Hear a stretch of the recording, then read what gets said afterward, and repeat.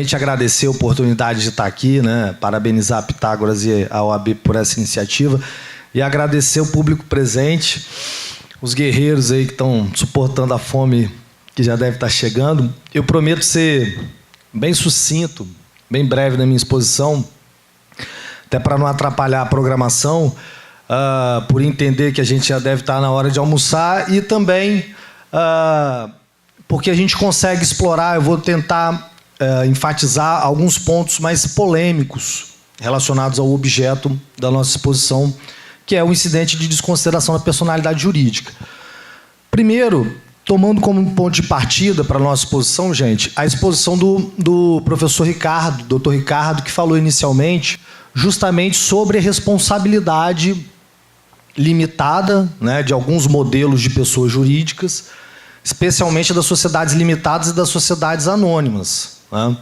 Então, o sistema protege, até como uma forma de se estimular o empreendedorismo, o sistema protege os empreendedores, estabelecendo esse limite de responsabilidade. Então, a personalidade jurídica, a pessoa jurídica é uma e a pessoa física que compõe o quadro societário da pessoa jurídica é outra. Consequentemente, as obrigações e o patrimônio de cada um também vai ficar separado.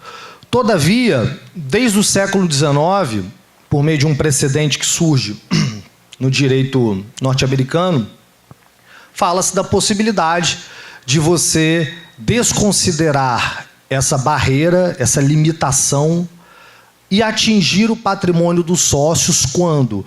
Quando ficar verificado, em termos gerais, né, essa é a compreensão que a gente precisa de ter, a desconsideração da personalidade jurídica, ela é útil, ela é utilizável quando? Quando ficar verificado que a pessoa jurídica está sendo utilizada de má fé, de maneira fraudulenta, ou seja, como uma forma de blindagem do patrimônio pessoal dos sócios. Então, em termos gerais, é isso, né? A desconsideração da personalidade jurídica, ela vai ser utilizada para essas situações, para evitar o mau uso da personalidade jurídica, né? E, na prática, então, é uma ferramenta que a gente tem para quê? Para invadir o patrimônio pessoal dos sócios, responsabilizá-lo patrimonialmente por uma dívida da empresa, né? A utilidade vai ser essa. Qual é a finalidade do legislador? Ambicionada pelo legislador? A finalidade é aumentar o grau de efetividade, de eficiência, né, de um processo jurisdicional em que se pretende o recebimento de alguma quantia ou de alguma indenização contra uma pessoa jurídica, né? Então, diante das dificuldades que a cobrança de alguma quantia contra uma pessoa jurídica pode representar por conta dessa limitação da responsabilidade, é que se cria essa ferramenta. Opa, eu acho que o problema sou eu. Estou tipo um magneto aqui. Cria-se essa ferramenta para evitar que a pessoa jurídica seja um obstáculo a essas pretensões, um obstáculo à realização do direito. Ou seja, o direito à limitação da responsabilidade não pode servir como uma forma de se obstar o acesso à justiça das pessoas que têm créditos a receber de pessoas jurídicas, né? Indenizações a receber de pessoas jurídicas. A ideia do Instituto é basicamente essa, e esse é um instituto que vem sendo aplicado há muito tempo no Brasil. Só que, por muito tempo, ficou sendo aplicado de maneira intuitiva, sem qualquer procedimento que especificasse a forma por meio da qual você poderia obter esse atingimento, esse alcance do patrimônio dos sócios sem... por uma dívida da empresa, né? Sem que isso represente a violação de outros valores. Porque, percebam, como que tradicionalmente isso era feito, né? Até o início, até a vigência do novo CPC. Tradicionalmente isso era feito de qualquer maneira, mas basicamente sim, o juiz simplesmente, num caso em que ele entendesse, ele se convencesse da existência de atos que caracterizassem ali abuso de personalidade, ele simplesmente determinava a penhora ou bloqueio de um bem do sócio ou de um administrador, e depois esse sócio ou administrador que se virasse, né? Para quê? Para participar do processo, passar a participar do processo e aí poder se defender, né? Requerer a modificação do ato judicial que foi praticado, né? Ou seja, havia, na verdade, um desrespeito à ampla defesa e ao contraditório, né? O que o novo CPC veio corrigindo. Veio corrigindo por meio da instituição desse incidente de desconsideração, desse procedimento para se obter esse resultado de alcance do patrimônio pessoal dos sócios, né, por conta de uma dívida da empresa. Então, hoje, para eu responsabilizar patrimonialmente o sócio de uma pessoa jurídica por uma dívida de uma empresa, necessariamente eu vou ter que observar o procedimento legal previsto para essa finalidade, né? Está funcionando isso aqui?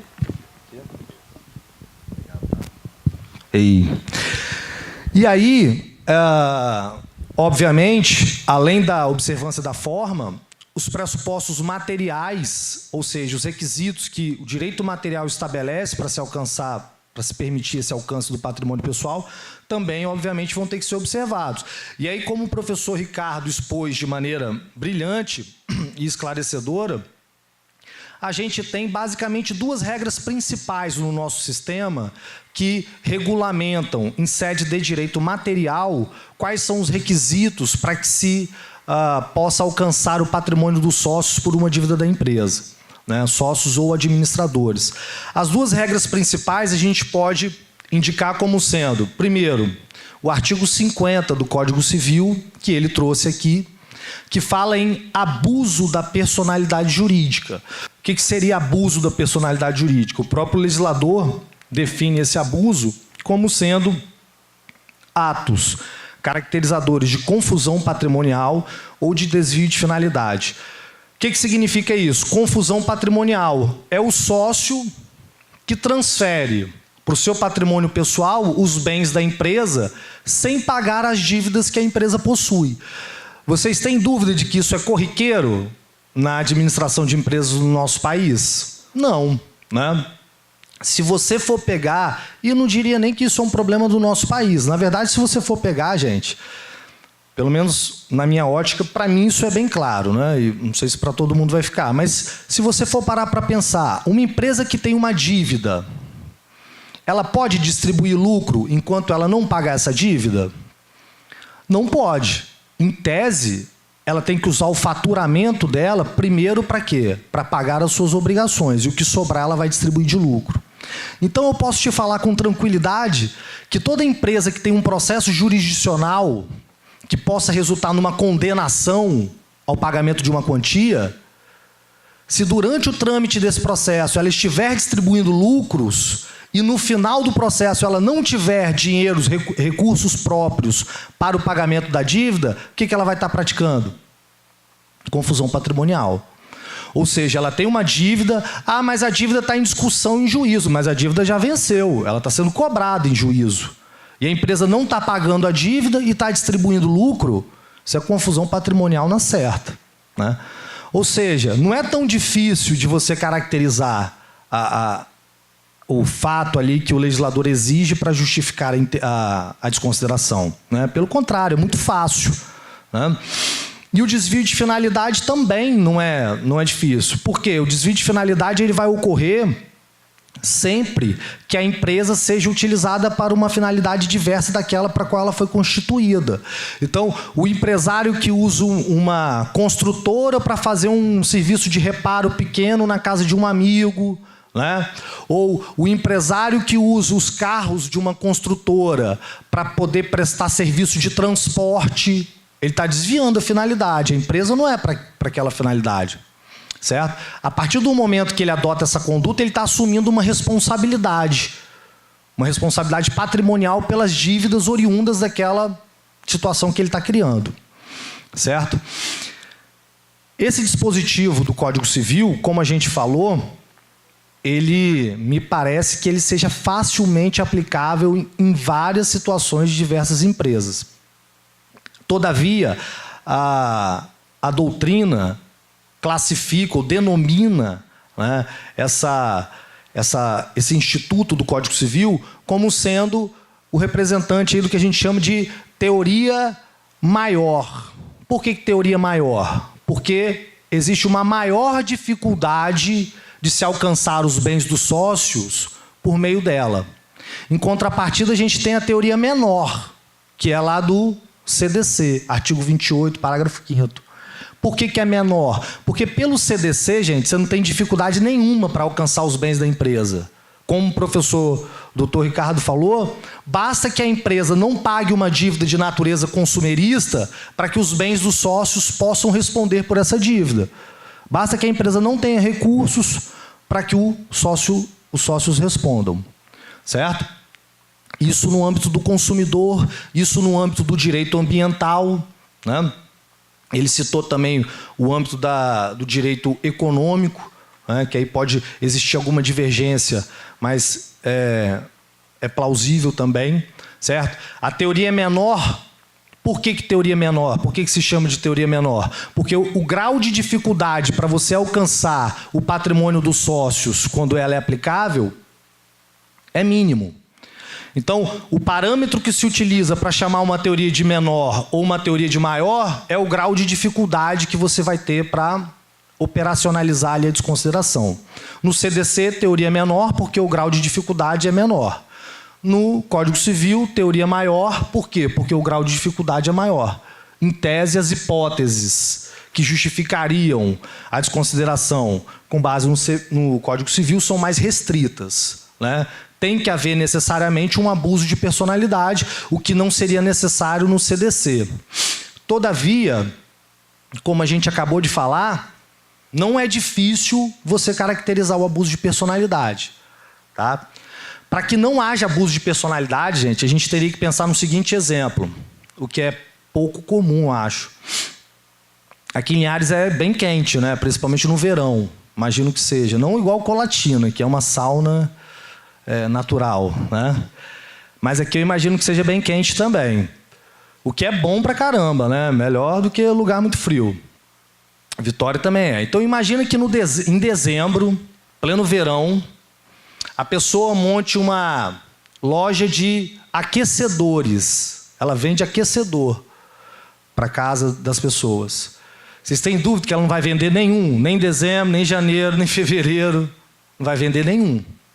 Não vai vender nenhum e ela vai ter que suportar todos os custos de manutenção com o capital social que ela destinou para aquela empresa. Tá?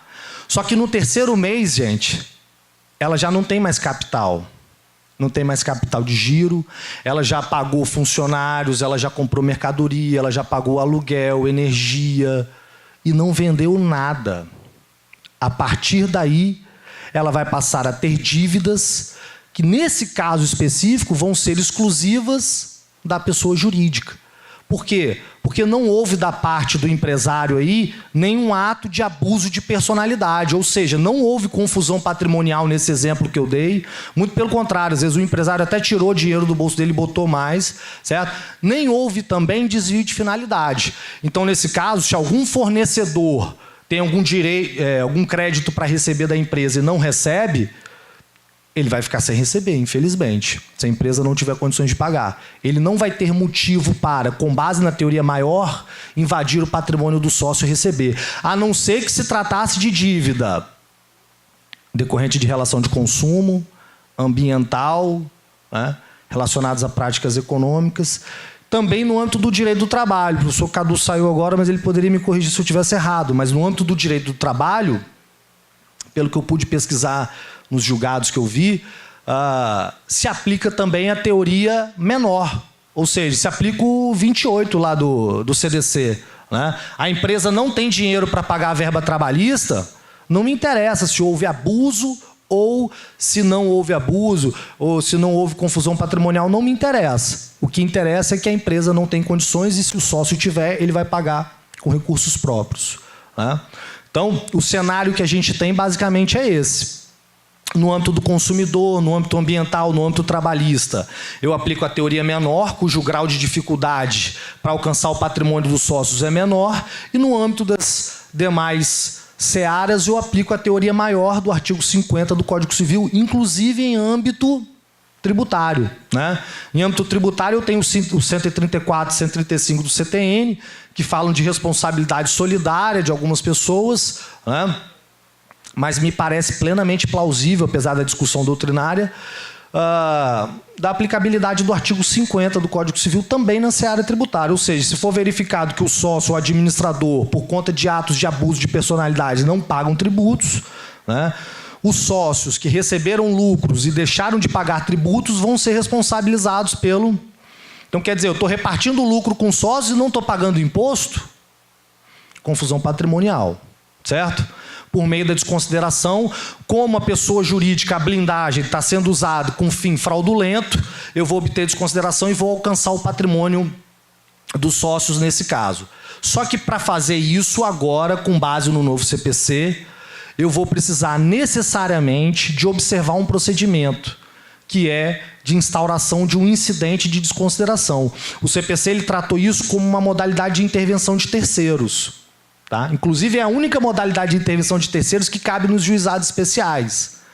O artigo 10º da Lei de Juizado veda intervenção de terceiros. Mas o 1062 do novo CPC veio falando que, olha, o incidente de desconsideração específico vai caber nos juizados.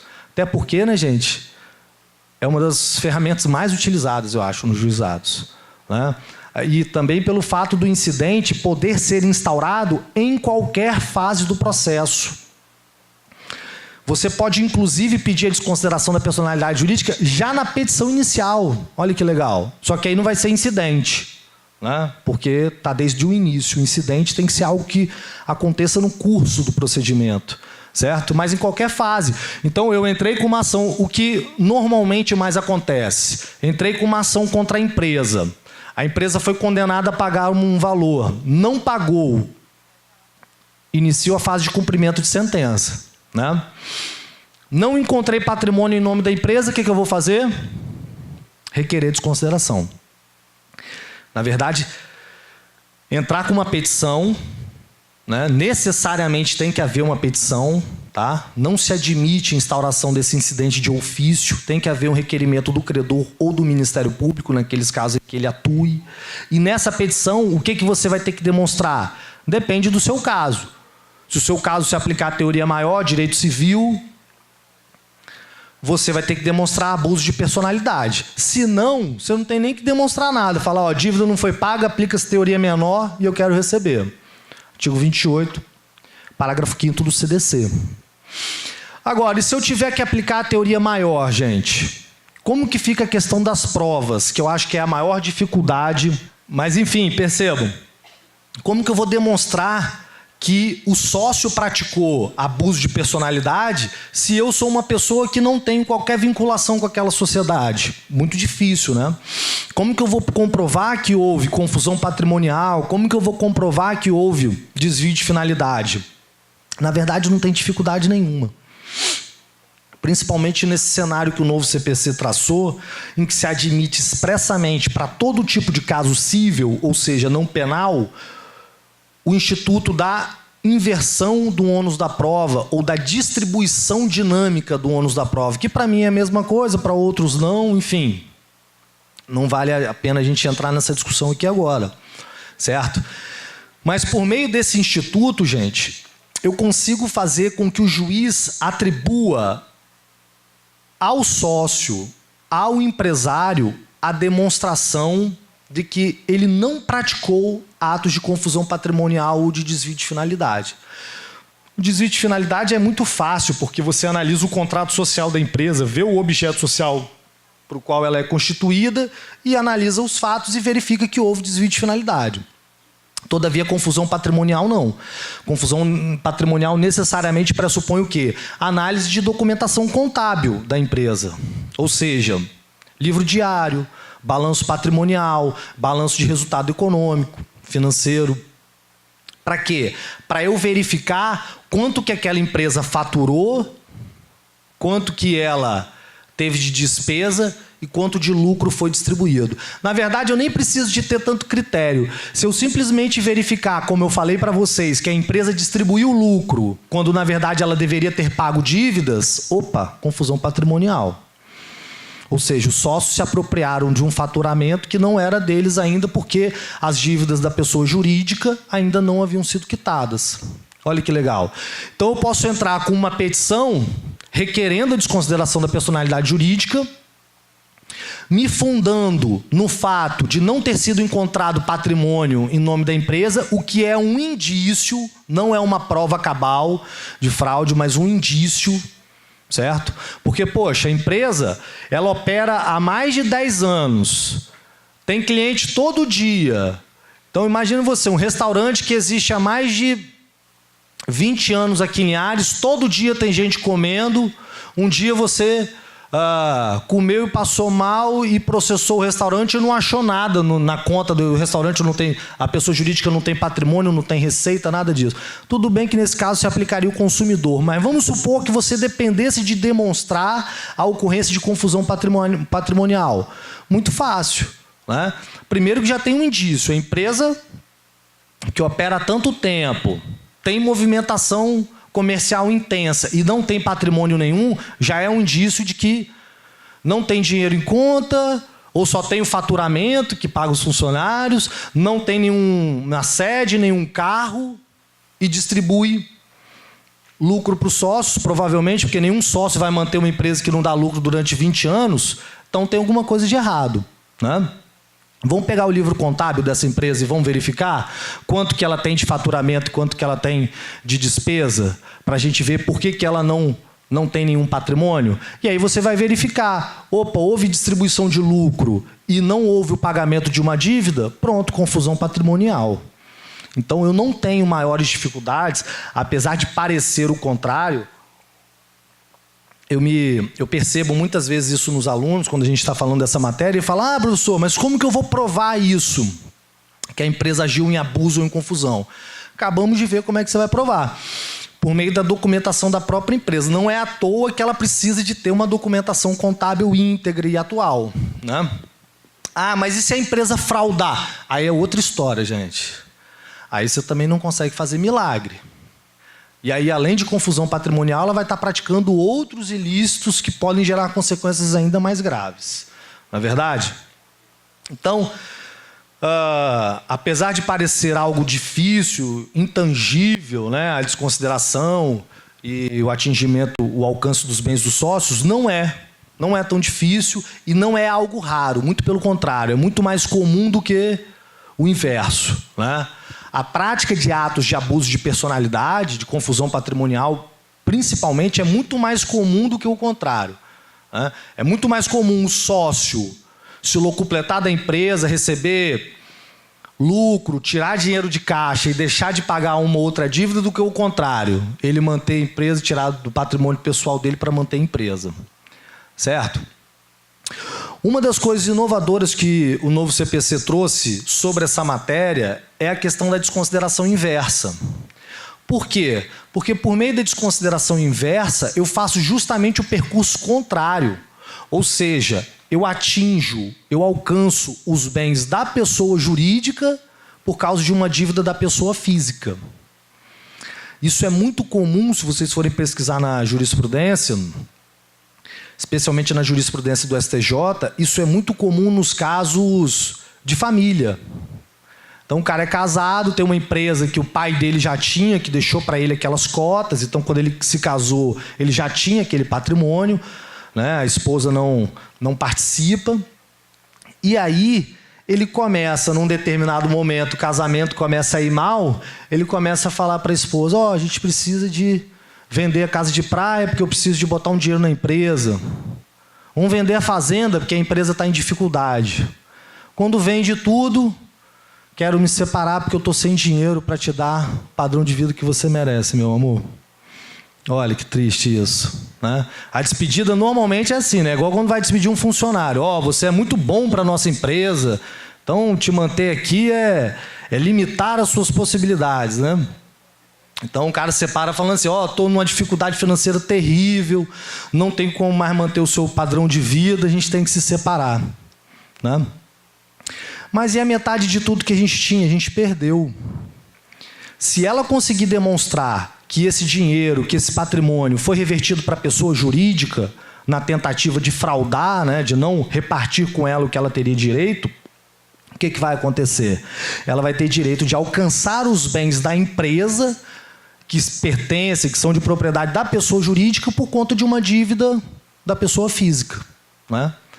No âmbito trabalhista, é muito comum que o empresário ele tenha a empresa que, por uma razão ou outra, começou a ir mal, e ele começou a acumular muita dívida, e essas dívidas começaram a alcançar o patrimônio pessoal dele, porque no trabalho vai direto, não tem essa, né? Não tem maior rigor para se desconsiderar. Depende um pouco de juiz para juiz também, como tudo, né, em qualquer segmento, mas, em tese, você vai ter mais facilidade. E aí, o que o empresário faz? Ele cria uma outra pessoa jurídica e começa a... Ele presta o serviço por uma, que já é conhecida, que já tem os clientes, tira a nota e faz o recebimento pela outra pessoa jurídica. Às vezes, uma pessoa jurídica que nem está no nome dele, que está no nome de um empregado, e ele pegou uma procuração para poder ficar mexendo nas contas bancárias dessa empresa, certo? Da mesma forma, se você consegue demonstrar isso, olha, excelência, tem duas empresas aqui, uma que é a que presta o serviço e não tem nunca nada de dinheiro na conta, e tem uma outra que não presta serviço nenhum, que sempre tem dinheiro na conta. Beleza? Isso daí, naturalmente, né? Se não for, pelo menos, se não for um grupo econômico aí, não for considerado grupo econômico, pelo menos tem que haver uma desconsideração aí que, não sei se você chamaria de inversa, né? Porque, na verdade, você está desconsiderando uma personalidade jurídica para atacar o patrimônio de uma outra personalidade jurídica, né? Mas, enfim, é uma possibilidade real e que acontece na prática, e a gente verifica isso, né? Essas fraudes, certo? Então, a desconsideração inversa é uma ferramenta que já era utilizada, que já era reconhecida pela jurisprudência, mas que passou a ser reconhecida pela lei agora com o novo CPC, né, que passou a prever expressamente nos artigos 133 e 137 o procedimento para a realização da desconsideração, né, a questão da desconsideração inversa. E aí, dos pontos mais importantes, eu acho, mais polêmicos a respeito da desconsideração, me parece que seja justamente o artigo 137. E aí a gente já caminha um pouco para o final da nossa explanação, que é quando o legislador fala que decretada a desconsideração da personalidade jurídica, os atos de alienação patrimonial, ou seja, de transferência patrimonial, que o sócio tenha praticado, o sócio administrador tenha praticado, vão ser considerados em fraude e execução. O que é fraude e execução, gente? Fraude e execução, de uma maneira superficial, basicamente é o quê? É você alienar, transferir o seu patrimônio a partir do momento que você é citado em um processo, você transfere o seu patrimônio para um terceiro, com qual intuito? Com o intuito de frustrar a atividade jurisdicional que está sendo desempenhada naquele processo. É diferente da fraude contra credores. Na fraude contra credores, os atos de alienação são praticados anteriormente à existência de qualquer processo. Na fraude e execução, não. Eu preciso de ter um processo instaurado, preciso que o réu tenha sido citado e, a partir daí, que ele comece a praticar atos de alienação patrimonial. Se a demanda envolve um único bem, envolve um cavalo, e ele vende esse cavalo, fraude e execução. Se a demanda envolve uma dívida e ele começa a alienar o seu patrimônio para não pagar essa dívida, fraude e execução. Beleza? O novo legislador, ele fala o seguinte, olha, ele cria alguma dificuldade para o reconhecimento da fraude e execução, na verdade, mais com a preocupação de proteger o terceiro de boa-fé, para que o terceiro de boa-fé que compre um bem de alguém que tem dívidas também não seja prejudicado, certo? Mas a questão que surge para a gente daí é a seguinte: o sócio que sofre a desconsideração da personalidade jurídica vai ter reconhecida como fraudulenta as alienações patrimoniais que ele praticou. Mas que ele praticou a partir de quando? A partir do momento que ele é citado no incidente ou a partir do momento em que a empresa foi citada lá atrás no processo que gerou a dívida que agora está sendo cobrada dele. Porque percebam, pelo incidente, o que tem que ser observado? A partir do momento que eu requeiro a desconsideração, o juiz tem que citar, não é intimar, ele vai citar o sócio ou administrador, que agora vai passar a ser litisconsorte da empresa. Beleza?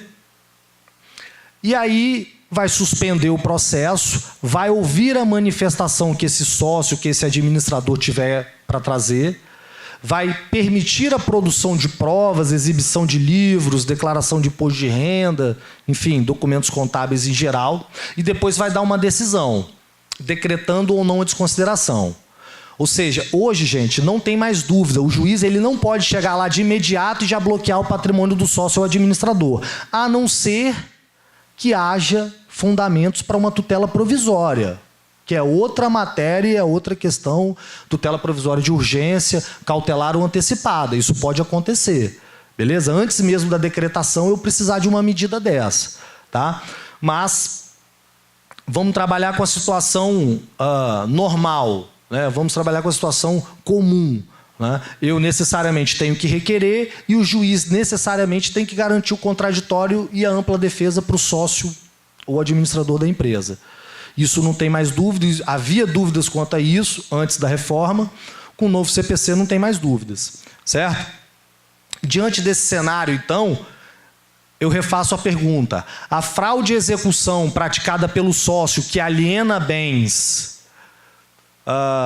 num processo para não pagar, por exemplo, uma dívida que está sendo cobrada num processo em que foi desconsiderada a personalidade jurídica, a partir de quando que essas alienações são consideradas fraudulentas? Então, percebam, eu entrei com um processo contra uma empresa, não pedi desconsideração da personalidade jurídica, tá? O sócio, prevendo que aquela dívida alcance o patrimônio dele, porque ele sabe que a empresa não tem bens, o que ele começa a fazer? Transferir os bens pessoais dele para outras pessoas, esvaziar a esfera patrimonial dele, exatamente. Lá na frente, a empresa é condenada, nem recorre, transita em julgado, peço cumprimento de sentença, não acho nada em nome da empresa. Requeiro a desconsideração da personalidade jurídica, comprovo a confusão patrimonial, mas não acho nada em nome do sócio. E verifico que ele tinha patrimônio, mas que ele se desfez do patrimônio em data anterior à citação dele no incidente de desconsideração da personalidade jurídica. Ele cometeu fraude de execução? O que vocês acham? Se a citação é fundamental para que haja fraude de execução, o sócio, que não foi citado ainda no incidente de desconsideração, ele comete? Na minha visão, sim. Isso que é o bonito do direito, né, gente? Senão a gente estava aqui passando um monte de fórmula para vocês e chegando no resultado final que todo mundo tinha que alcançar. Quem disse que não está acompanhado por uma parcela da doutrina, tá? O professor Daniel Neves, por exemplo, né? Daniel Amorim Neves, não sei se vocês conhecem, ele vai nesse sentido. Eu, no meu livro, que eu publiquei em 2016, defendia esse pensamento também, Novo Processo Civil, o livro que eu tenho, que eu abordo essa temática. Quem quiser, tiver curiosidade, consegue achar na internet, nas lojas, nas livrarias, na internet. Inclusive, eu tenho que modificar isso nele, né? Porque eu mudei de pensamento. Mudei de pensamento por quê? Qual é a finalidade do Instituto da Fraude e Execução? Qual é o objetivo do legislador quando ele prevê esse instituto, quando ele cria instituto? Evitar a prática de atos que visem frustrar a atividade jurisdicional. A fraude e execução, gente, ela é mais grave do que a fraude contra credores. Tanto é que na fraude contra credores eu preciso daquela ação pauliana para anular a venda e tal. Na execução, não. Dentro do próprio processo, qualquer alienação que tenha sido praticada vai ser considerada ineficaz. Certo? Por que ela é mais grave? Porque além de fraudar o credor, ela frustra a atividade jurisdicional, então ela é mais grave, que é uma atividade com escopos públicos, como o professor Dinamarco já falava, escopo social, escopo jurídico, escopo político, né? Então, existe um interesse público por trás do bom funcionamento da jurisdição. E quando o empresário frauda, quando o devedor frauda a execução, ele está fraudando também a atividade jurisdicional. Certo? Então, o objetivo do Instituto da Fraude e Execução é evitar a frustração da atividade jurisdicional. Evitar que alguém que já tenha conhecimento da existência de um processo que pode absorver o seu patrimônio, transfira esse patrimônio para não perdê-lo. O objetivo é esse. Certo? Tanto é que doutrina e jurisprudência reconhecem que, mesmo sem ter sido formalmente citado, se o réu toma conhecimento do processo, mesmo sem ter sido citado, vamos supor, Linhares não é mais uma comarca pequena há muito tempo, né? Mas vamos imaginar numa comarca pequena de interior, em que o cara, antes do oficial de justiça chegar para ele citar, o escrivão já falou, ó, tem um processo lá. Ou ele foi lá e viu, mas não certificaram a citação dele. Mas eu tenho como provar que ele já tinha conhecimento. O difícil é isso, é você provar que ele já tinha conhecimento. Se ele, antes de ser formalmente citado, já tem conhecimento da demanda e pratica atos de alienação, eu já posso considerar essas alienações em fraude e execução. O professor Barbosa Moreira defende isso. E em alguns julgados você pode verificar isso. A dificuldade é provar que o cara já tinha conhecimento. Certo? Ah, o cara era irmão do escrivão, onde o processo estava tramitando. Opa, é um indício, né? De que ele podia já ter conhecimento, apesar de não ser uma prova cabal. Certo? Então, gente, percebam.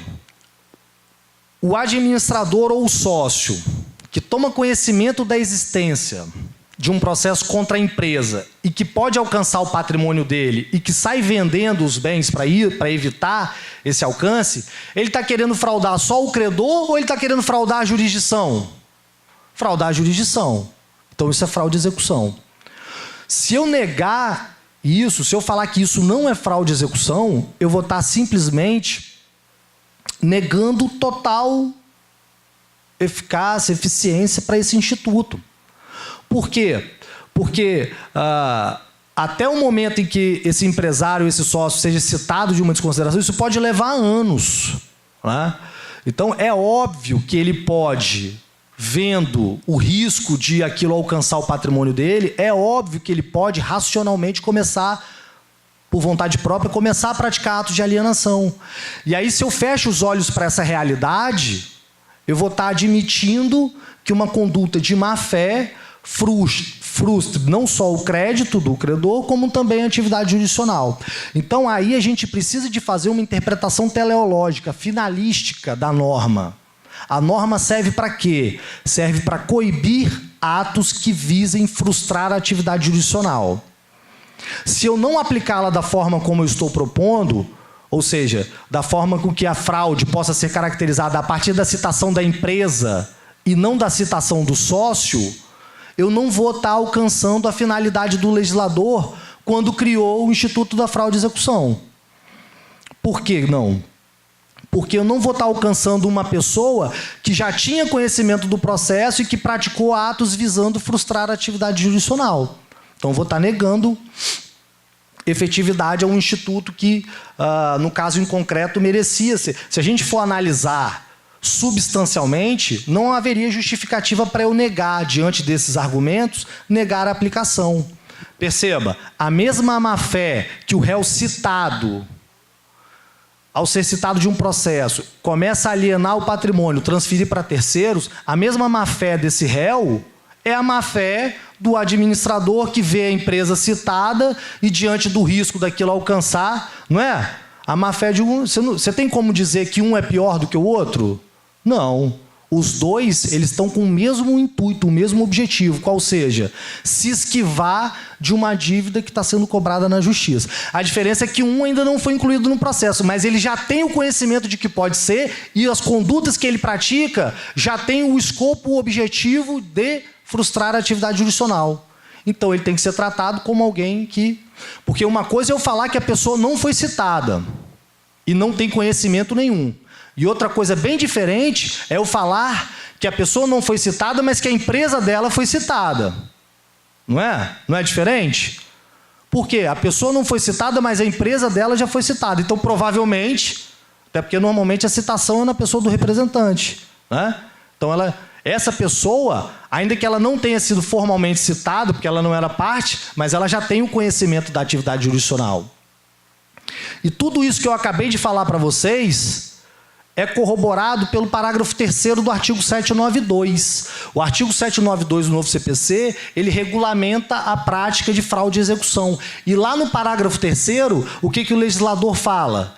Considera-se em fraude e execução a venda, a transferência, a alienação patrimonial praticada pelo sócio a partir do momento em que é citada a pessoa contra quem você pretende a desconsideração. Qual é a pessoa contra quem você pretende a desconsideração? A pessoa jurídica. Não é desconsideração da personalidade jurídica? Não é a personalidade jurídica que eu quero desconsiderar? Se ela já foi citada, já é o suficiente para que os atos de alienação patrimonial praticados pelo sócio ou administrador possam ser enquadrados como fraude e execução. Então, lá na frente, quando houver o decreto de desconsideração da personalidade jurídica, se você verificar que o sócio lá atrás vendeu um bem, depois que a empresa já tinha sido citada, mesmo que não tivesse ainda sequer um requerimento de desconsideração, você já pode considerar essa venda ineficaz, né, por conta da fraude à execução, e aí naturalmente vai poder ser penhorado o bem. E o terceiro, que se utilize dos meios cabíveis, né, embargos de terceiro para isso. Beleza? Isso vai dar muito pano para a manga, né? Com certeza isso vai dar discussão, enfim, cada um tem o seu posicionamento. Eu acredito que existem fundamentos suficientes para sustentar o que a gente acabou de conversar aqui, mas a esperança é a última que morre, né? No final, tomara que sejam consagrados aí os entendimentos que melhor preservem a atividade jurisdicional sem caracterizar, obviamente, qualquer violação às garantias fundamentais que o indivíduo tem num processo, né? E basicamente é isso, né? Eu encerro aqui minha exposição com uma frase do professor Rui Barbosa, que falava o seguinte: para que os homens não sejam escravos de outros homens, eles devem ser escravos das leis, né? E as leis aí, a gente não deve compreender leis num sentido estrito daquilo que está escrito num código, né? Leis, a ideia de leis abrange toda norma jurídica que tem aplicabilidade no nosso ordenamento, em especial os princípios constitucionais. É essa percepção que o estudante, que o profissional do direito tem que ter no cenário atual. Muito obrigado, tá, gente?